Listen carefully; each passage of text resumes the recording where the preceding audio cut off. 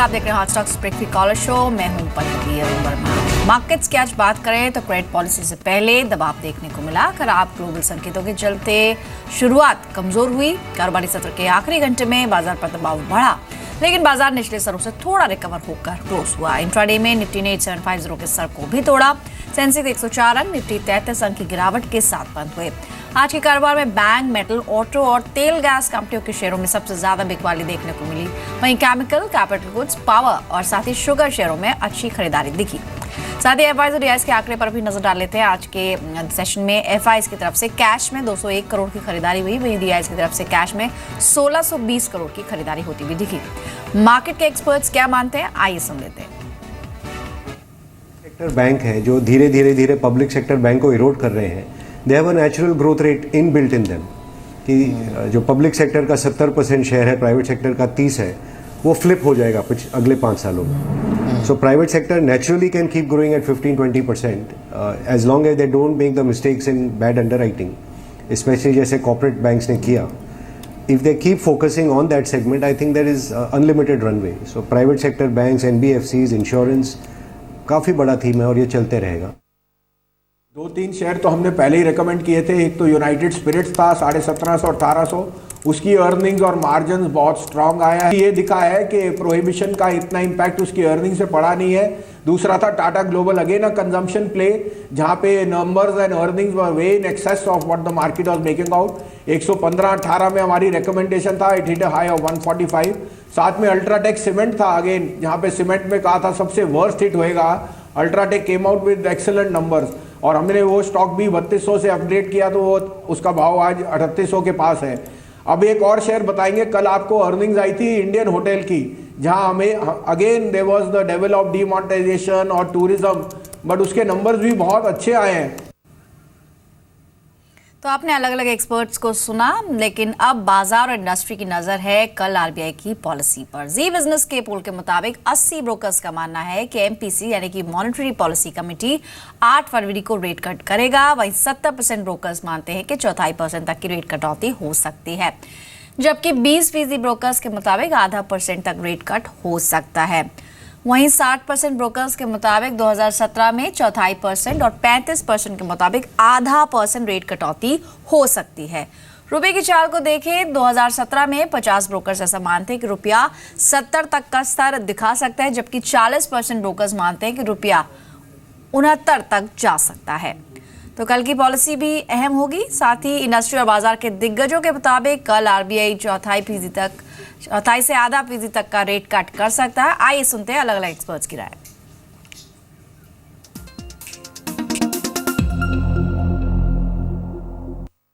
मेरी भी एक ही उम्मीद है कि अभी जो फरवरी में कम से कम 25 बेसिस पॉइंट्स तो इसमें थोड़ा रिडक्शन आनी चाहिए। और यहाँ तक उम्मीद है कि अभी नेक्स्ट 2-3 पॉलिसीज में स्कोप तो कम से कम 50 से 75 बेसिस पॉइंट्स की उम्मीद तो कम से कम है। मेरे हिसाब से तो 1/4 to 0.5% रेट कट करने की पॉसिबिलिटी है अभी इस वक्त, not necessarily immediately but over a period of the next say 2017, but I don't think it can be much more than 50 basis points. And we'll also have to take into account what happens during the monsoons, how the monsoons pan out. The next policy we would tend to expect a 25 basis rate cut, but that is again, as I said, everyone was on a consensus last time and it didn't happen. It all is dependent on the inflation. Yes, there might be some rate cuts coming, but they may not be very dramatic and they may not be very deep from here on. With the government borrowing less in the budget announcement, under 3.5 lakh crore, the chances of government crowding out private sector is low. I don't expect an immediate cut in this next policy, but during the course of 17-18, I expect at least a couple of rounds of cut. Inflation reasonably control में है, तो मेरे हिसाब से तो interest rate थोड़े थोड़े आस्ते आस्ते कम हो रहे हैं और थोड़े कम होएंगे।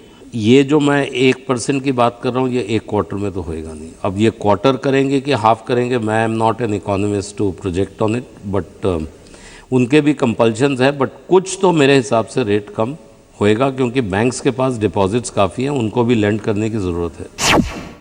मेरे हिसाब से आरबीआई इस क्रेडिट पॉलिसी में 25 बेसिस पॉइंट रेट कट करी, ऐसे मार्केट की उम्मीद है।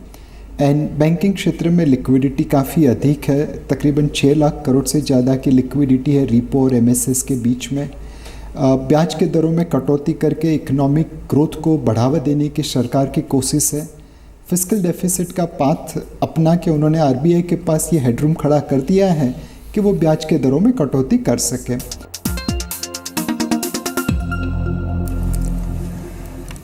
तो आपने अलग अलग एक्सपर्ट्स को भी सुना और कल जी बिजनेस पर पूरे दिन मेगा कवरेज आप देख पाएंगे आरबीआई की पॉलिसी के। लेकिन रिजल्ट सीजन है, ऐसे में कुछ नतीजों पर नजर डाल लेते हैं। तीसरी तिमाही में टाटा स्टील के नतीजे अनुमान के मुताबिक रहे हैं। Q3 में कंपनी का मुनाफा 232 करोड़ रुपए रहा है।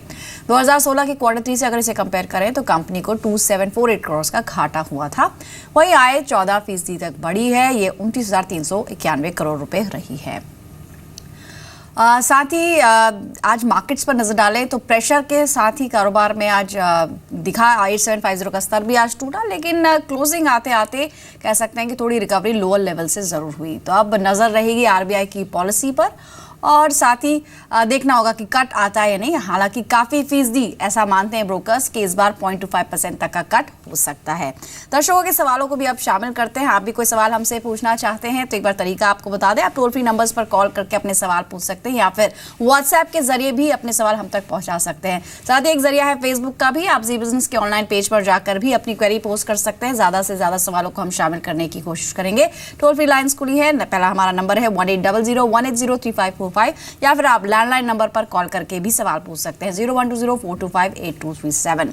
चलिए अब कुछ दर्शकों के सवाल शामिल करते हैं। सवाल है इस वक्त अनूप ने सवाल भेजा है व्हाट्सएप के जरिए और इनका सवाल है वरुण बेवरेजेस को लेकर। 198 शेयर्स हैं इनके पास जो कि 445 के लेवल्स पर खरीदे हुए हैं। इस वक्त तो इनको नुकसान हो रहा है, 404 की क्लोजिंग आज देखने को मिली है, कमजोरी है। किरण यादव आज के एक्सपर्ट हमारे साथ मौजूद भी है। किरण, वरुण बेवरेजेस की अगर बात करें, रीसेंट लिस्टिंग थी, हालांकि पिछले साल इसकी लिस्टिंग रही। एफएमसीजी कारोबार की बड़ी कंपनी है और कई फ्लैगशिप प्रोडक्ट्स भी इसके हैं। जहां तक इनकी खरीद का सवाल है 445 पर इन्होंने खरीदा है, 404 आज का क्लोजिंग लेवल है। अभी मीडियम टू शॉर्ट टर्म में क्या करना चाहिए वरुण बेवरेजेस के अंदर?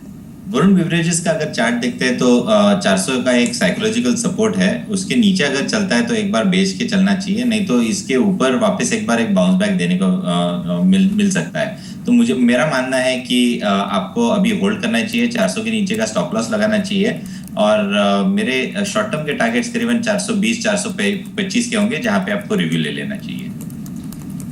चलिए अगला सवाल है गिरिराज का भोपाल से। इलाहाबाद बैंक को लेकर इनका क्वेश्चन है। 200 शेयर्स है जो कि 62 के स्तर पर खरीदे हुए हैं, अच्छे मुनाफे पर बैठे हैं। इस बीच बैंकिंग शेयरों में तेजी भी देखने को मिली है। इलाहाबाद बैंक ऑलमोस्ट 75 के आसपास क्लोज हुआ है, अच्छा मुनाफा हो रहा है, क्या करना चाहिए किरण?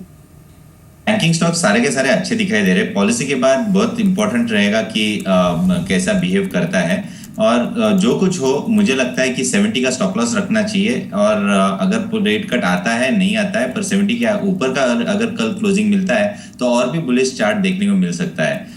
मीडियम टर्म पे टारगेट्स अगर देखते हैं तो करीबन 85-89 लेवल्स देखने को मिल सकते हैं अगले एक महीने के अंदर। तो बेसिकली अंडर करंट बहुत स्ट्रांग है, अच्छा बेस बिल्डिंग हो चुका है, तो होल्ड करने की सलाह होगी with strict stop loss. Right और अगर इस एक साल में देखें तो ऑलमोस्ट 40% से ज़्यादा का रिटर्न इलाहाबाद बैंक के शेयर ने अपने निवेशकों को दिया है। अगला सवाल हम शामिल करते हैं प्रदीप का गाजियाबाद से। इनका क्वेश्चन है माइंडट्री को लेकर जानना चाह रहे हैं। 80 शेयर्स हैं, 578 के स्तर पर खरीदे हुए हैं।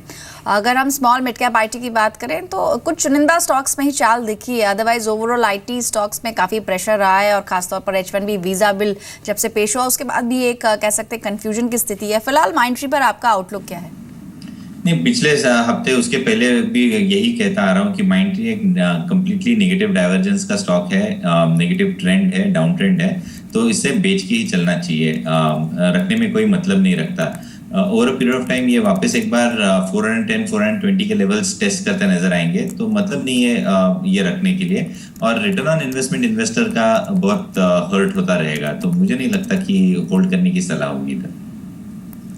चलिए माइंडट्री आज 452 पर क्लोजिंग देखने को मिली है, फिलहाल एग्जिट कर सकते हैं, किसी भी तेजी में यहाँ से निकल जाए। फोन लाइन पर एक गोयल हैं, गाजियाबाद से जुड़े हैं। मिस्टर गोयल, गुड इवनिंग, पूछिए क्या सवाल है आपका? ये एनटीपीसी के शेयर है 1100, एवरेज प्राइस 180।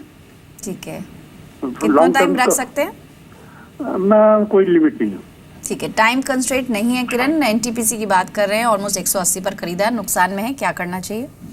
सी एक 172 का बहुत 172 का इम्पोर्टेंट रेजिस्टेंस था, और ये करीबन पिछले 4 साल का रेजिस्टेंस था, वो उसने आज क्रॉस कर दिया है। तो मुझे लगता है कि आज नहीं, रीसेंट पास में पास किया है। तो मुझे लगता है कि ये बहुत इंपॉर्टेंट चार्ट पैटर्न है। 165 के स्टॉप लॉस के साथ होल्ड करने की सलाह होगी। इन द नेक्स्ट 1 ईयर और सो आपको ये करीबन 230 के ऊपर के लेवल देखने को मिल जाने चाहिए। ऑलराइट, तो 230 तक के लेवल्स यहाँ पर एनटीपीसी में देखने को मिल सकते हैं। फिलहाल एनटीपीसी में होल्ड करने की सलाह है। अगले दर्शक है मनोज, आंध्र प्रदेश से इस वक्त फोन लाइन पर जुड़े हैं। नमस्कार मनोज, पूछिए क्या सवाल है आपका? नमस्कार जी। नमस्कार जी नमस्ते मनोज, अपना सवाल पूछे। ये MRPL मैंने परचेज किया था 106 पर। उसको अभी क्या करना है, रखना है या सेल करना है? कितने टाइम से आपने खरीदा हुआ है, कितना समय हो चुका है? जस्ट 4 days बैक लिया था। ओके, तो ये शॉर्ट टर्म के लिए खरीदा है क्या आपने? No, I can hold it for more time, no problem. Alright Kiran, इनकी जो बाइंग है वो 106 के लेवल्स की है। फिलहाल एक अच्छा ट्रेंड दिखा है MRPL में, जिसके चलते इनको मुनाफा हो रहा है। 4 दिन पहले की खरीद है, क्या सलाह रहेगी, क्या टारगेट्स आप सजेस्ट करेंगे अभी अगर शॉर्ट टर्म के लिए देखा जाए? चार्ट पैटर्न बहुत अच्छा है, तो मुझे लगता है कि 96 का लेवल बहुत इंपॉर्टेंट होगा स्टॉप लॉस की तरफ। अगर थोड़ा सा रिस्क लेके होल्ड करते हैं तो बहुत अच्छा मुनाफा उनको देखने को मिल जाना चाहिए। 96 का स्टॉप लॉस रहेगा, फर्स्ट टारगेट रहेगा करीबन 140 के करीब, और उसके ऊपर ओपन ब्लू स्काई है, जहाँ पे आपको मार्केट आउट परफॉर्मेंस देखने को मिलेगी। तो ये ऑयल एंड गैस क्षेत्र का एक स्टॉक है, जहाँ पे ऑयल एंड गैस के सारे स्टॉक्स अच्छे परफॉर्म करते हैं, ये भी करता नजर आएगा। तो स्ट्रॉन्ग होल्ड का सजेशन रहेगा। ऑलराइट, तो जो तेजी बनी है फिलहाल MRPL के स्टॉक में वो आगे भी जारी रह सकती है, तो बने रहने की सलाह है आपको, आप होल्ड करें। इस वक्त फोन लाइन पर विकास है हरियाणा से। नमस्कार, गुड इवनिंग विकास, पूछिए क्या सवाल है आपका? गुड इवनिंग जी बताइए। मैं गुड़गांव से बोल रहा हूँ। मुझे फेडरल बैंक के शेयर खरीदे हुए 86 पे 900 शेयर। 86 पर आपने खरीदे हुए हैं, कितना समय दे सकते हैं अपने निवेश को? मैडम 6 महीने दे सकता हूँ कम से कम। ठीक है ऑलराइट। किरण, फेडरल बैंक 900 शेयर्स हैं, 86 के स्तर पर खरीदे हुए हैं। 83 आज की क्लोजिंग रही, हालांकि आज थोड़ा प्रेशर था मार्केट में, जिसके चलते भी थोड़ा लाल निशान देखने को मिल रहा है। अभी क्या करना चाहिए, कोई स्टॉप लॉस इनके लिए बताएंगे? नहीं, होल्ड करने की सलाह होगी। एक तो 85-50 का एक अहम लेवल है, लास्ट टाइम का स्विंग टॉप भी यही था, कल का भी यही था। तो मुझे लगता है कि ये बहुत इंपॉर्टेंट रेजिस्टेंस है। एक बार ये 86 निकल जाए तब ये मार्केट आउट परफॉर्मेंस देखने को मिलेगा। इस स्टॉक ने वैसे भी 77-78 लेवल्स का जो एम लेवल था वो क्रॉस कर चुका है, अच्छे वॉल्यूम्स के साथ कर चुका है। तो मेरा मानना है कि अगर स्टॉप लॉस लगाना है तो 75 का होगा, और अभी होल्ड करने की सलाह होगी। पर 86 के ऊपर अगर चलता है तो और भी बाय करने की सलाह होगी, मार्केट आउट परफॉर्मिंग स्टॉक रहेगा। आउट परफॉर्मेंस देखने को मिल सकता है, तो फिलहाल बने रहें, थोड़ा पेशेंस रखें। अगले दर्शक हमारे साथ फोन लाइन पर है संजय, दिल्ली से। गुड इवनिंग संजय, बताइए क्या सवाल है आपका? मैडम मेरे पास 1 लाख शेयर सुबेक्स के हैं। काफ़ी क्वांटिटी आपने ले रखी है। किस लेवल पर खरीदा है सुबेक्स आपने? ये 12.50 रुपये। ठीक है, इसको चुनने की कोई खास वजह, कोई ट्रिगर जिसके बाद आपने इसमें खरीद की है? बस थोड़ा स्टॉक में किसी से न्यूज़ मिली तो भी लिए थे। ठीक है किरण, अगर हम बात करें सुबेक्स की, सॉफ्टवेयर मीडियम और स्मॉल सेगमेंट की कंपनी है। आज थोड़ा प्रेशर ज़्यादा दिख गया इसमें, ऑलमोस्ट 11 रुपये 25 पैसे पर क्लोजिंग रही है। क्या इनका जो चुनाव है सही है, कितना समय इसे देना चाहिए? काफ़ी गिरावट इसमें देखने को मिल चुकी है पहले ही, क्या करना चाहिए अभी? देखिए, ये स्टॉक पल्लवी जी 2012 से अगर हम देखते हैं तो करीबन रेंज है उसकी करीब 8 रुपये 50 पैसे, और फिर ऊपर में 16 रुपए। इस रेंज में पिछले 2012 से ये स्टॉक ट्रेड करता नजर आ रहा है, यानी कि मार्केट अंडर परफॉर्मर है। मार्केट 2012 में देखने को अगर देखते हैं तो 16-17 हजार इंडेक्स हुआ करता था, आज करीबन 27-28 का हो गया। तो मतलब नहीं है ऐसे नेगेटिव डाइवर्जेंस वाले स्टॉक रखने में। तो अभी के लिए तो एग्जिट रहेगा, क्योंकि रिटर्न ऑन इन्वेस्टमेंट हैम्पर होता नजर आएगा। तो ये एग्जिट कीजिएगा और किसी दूसरे क्षेत्र के स्टॉक्स में निवेश कीजिएगा। तो कोई विकल्प आप इनके लिए बताएंगे, अगर यहाँ से ही एग्जिट करते हैं तो कौन सा स्टॉक चुन सकते हैं?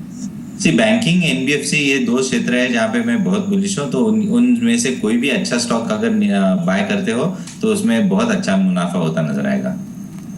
ऑलराइट, तो बैंकिंग स्पेस में आप मौके तलाश सकते हैं और साथ ही समय है जानने का कि टॉप 20 स्टॉक्स कौन से हैं जहां पर कल मौका है खरीदारी या फिर बिकवाली करने का।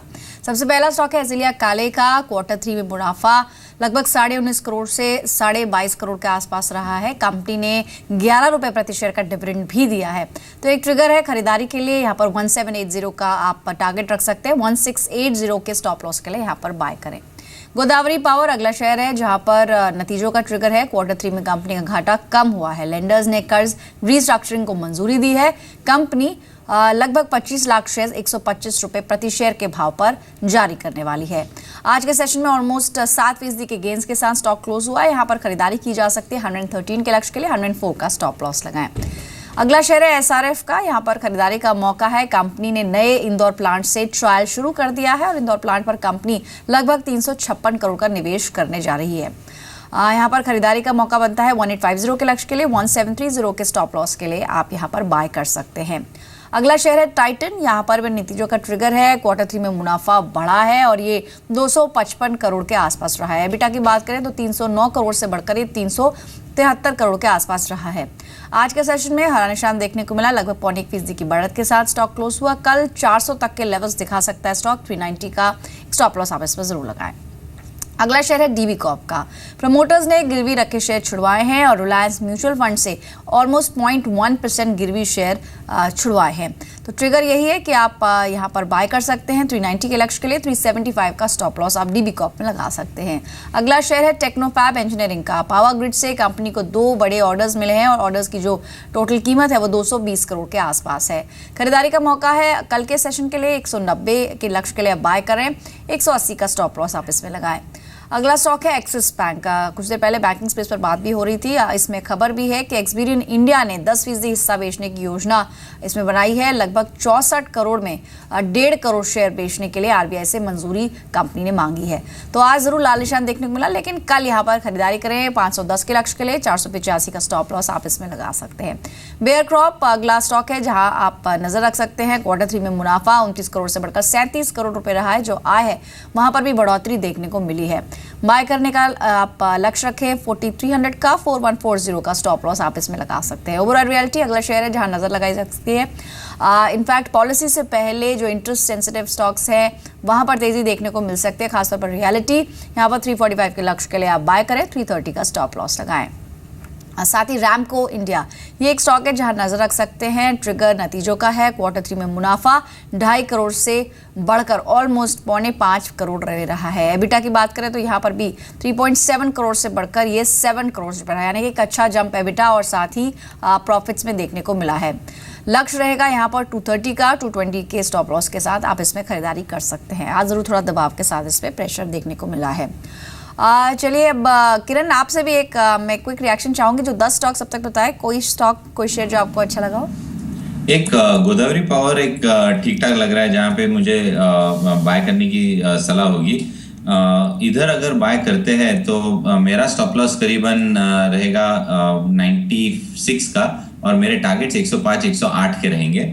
दूसरा होगा टाइटन जहाँ पे एक स्पेसिफिक लेवल के ऊपर बाय करने की सलाह होगी और वो लेवल रहे 396 के ऊपर अगर ये स्टॉक चलता है तो मुझे लगता है कि इधर से बहुत अच्छी मूव आपको देखने को मिलेगी, जो कि ये स्टॉक को करीबन 405 408 तक ले जा सकती है।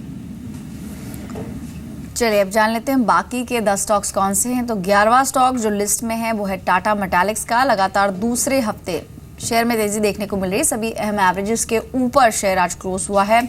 यहाँ पर खरीदारी का मौका है 442 के लक्ष्य के लिए। 422 का स्टॉप लॉस लगा सकते हैं। आज के सेशन में डिस्पाइट द फैक्ट कि मार्केट में प्रेशर था, स्टॉक ऑलमोस्ट 5.5% के गेंस के साथ क्लोज हुआ है। कजारिया सेरेमिक्स एक और बाय कॉल है। ट्रेडिंग रेंज से बाहर निकलने की कोशिश कर रहा है शेयर लगातार और चुनिंदा सेरेमिक्स शेयरों में खरीदारी आप देखने को मिल रही है। 600 का स्तर आज हम देखने को मिला है। 616 के स्तर के लिए आप बाय करें। 594 का स्टॉप लॉस आप इस पे रख सकते हैं। MRPL कुछ देर पहले इस पर चर्चा भी हो रही थी। नतीजों के बाद शेयर में खरीदारी देखने को मिल रही है। आज ऑलमोस्ट 4.5% की गेंस के साथ क्लोजिंग रही है। एबिटा की बात करें तो 786 करोड़ से बढ़कर ये 1148 करोड़ रुपए रहा है। यानी कि एक अच्छा ऑपरेटिंग प्रॉफिट्स की बात करें तो यहाँ पर अच्छा ट्रेंड देखने को मिला है। बाय करने का मौका है 117 के लेवल्स के लिए, 110 का स्टॉप लॉस लगाएं। नाहर स्पिनिंग टेक्सटाइल स्पेस की कंपनी है, 2 हफ्तों के औसत से ज़्यादा वॉल्यूम के साथ आज बाइंग देखने को मिली है।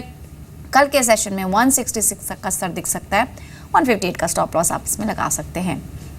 A to Z इंफ्रा अगला शेयर है जहां नजर रखें। आरबीआई पॉलिसी में ब्याज दरें अगर घटती हैं तो इंफ्रा शेयरों में तेजी देखने को मिल सकती है और शेयर में पिछले 8 सत्रों के औसत डिलीवरी वॉल्यूम्स देखें तो ये 46% के आसपास हैं।